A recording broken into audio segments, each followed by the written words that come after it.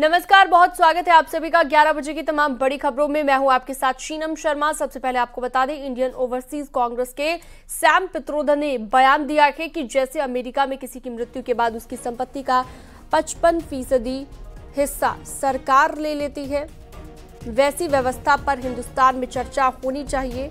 और इसी के आधार पर सैम पित्रोदा धन के बंटवारे की वकालत कर रहे हैं, जिस पर चुनाव में लगातार प्रधानमंत्री नरेंद्र मोदी हमलावर हैं। There is an inheritance tax. So if, let's say, one has $100 million worth of wealth, and when he dies, he can only transfer probably 45% to his children. 55% is grabbed by government. Now that's an interesting law. It says, you in your generation made wealth, you are leaving now, you must leave your wealth for public. Not all of it, half of it. Which to me sounds fair. In India, you don't have that. If somebody is worth 10 billion and he dies, his children get 10 billion. Public get nothing. And law says, you get half of it, public gets half of it. So these are the kind of issues people will have to debate, discuss. I don't know what the conclusion would be at the end of the day. But when we talk about redistributing wealth, we are talking about new policies, new programs that are in the interest of the people and not in the interest of super rich only. BJP के अमित मालवीय ने tweet कर कांग्रेस पर आरोप लगाया है कि कांग्रेस भारत को खत्म करना चाहती है। उन्होंने सैम पित्रोदा की एक वीडियो को शेयर किया है और कहा कि सैम पित्रोदा 50% विरासत की वकालत कर रहे हैं, यानी कि जो भी हम विरासत में हासिल करते हैं वो ले लिया जाएगा। उन्होंने कहा कि अगर कांग्रेस आती है तो जो भी हम टैक्स देते हैं उसके अलावा 50% विरासत टैक्स देना होगा।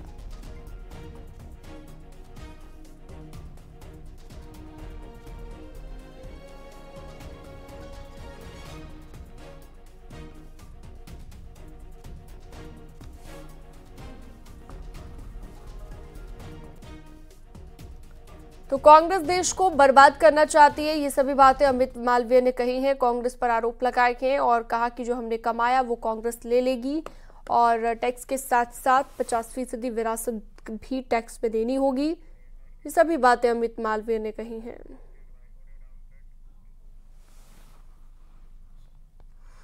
और लखनऊ से अगली खबर, सैम पित्रोदा के बयान पर पलटवार किया गया कि डिप्टी सीएम ब्रजेश पाठक का निशाना, जहां पर कांग्रेस की अंदरूनी रणनीति का हिस्सा इसे बताया गया और जनता कांग्रेस को करारा जवाब देगी। ये सभी बातें निशाना साधते हुए कही गई हैं।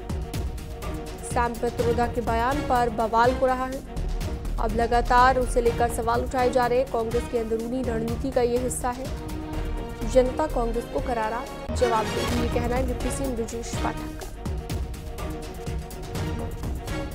पित्रोदा का जो बयान है वास्तव में ये कांग्रेस पार्टी की जो अंदरूनी रणनीति है उसका हिस्सा है। मुझे लगता है ऐसे समय में बयान आया है जब देश में इस बात की चर्चा चल रही है कि कांग्रेस पार्टी लोगों की गहनों की संपत्ति की जांच कराकर उस पर कब्जा करेगी, उसको डिस्ट्रीब्यूट करेगी और ऐसे लोगों को डिस्ट्रीब्यूट करेगी जिन लोगों ने हमेशा हिंदुस्तान को तबाह करने का काम किया है। हम इसकी घोर निंदा करते हैं और देश की जनता आने वाले समय में कांग्रेस पार्टी को इसका खामियाजा जरूर भुगताएगी। बीजेपी प्रवक्ता मनीष शुक्ला ने भी सैम पित्रोदा के बयान को लेकर कांग्रेस पर निशाना साधा। सैम पित्रोदा ने आज स्पष्ट कर दिया है कि राहुल गांधी की निगाहें केवल मां बहनों के मंगलसूत्र पर ही नहीं है, बल्कि जो पैतृक संपत्ति है, जो बाप दादाओं ने कमाकर बड़े मेहनत से जोड़कर अपने आगे आने वाली पीढ़ियों के लिए रखी थी, उस पर भी कांग्रेस की निगाहें हैं। और हर उस व्यक्ति को, चाहे वो मजदूर हो, चाहे किसान हो, चाहे नौकरी करने वाला हो, रेहड़ी पटरी वाला हो, चाहे जो व्यक्ति हो, व्यापारी हो, उसको इस कांग्रेस की इस घोषणा का विरोध करना चाहिए, क्योंकि आपकी पैतृक संपत्ति आपकी है और उस पर कांग्रेस का खूनी पंजा निगाह गड़ाकर बैठा हुआ है।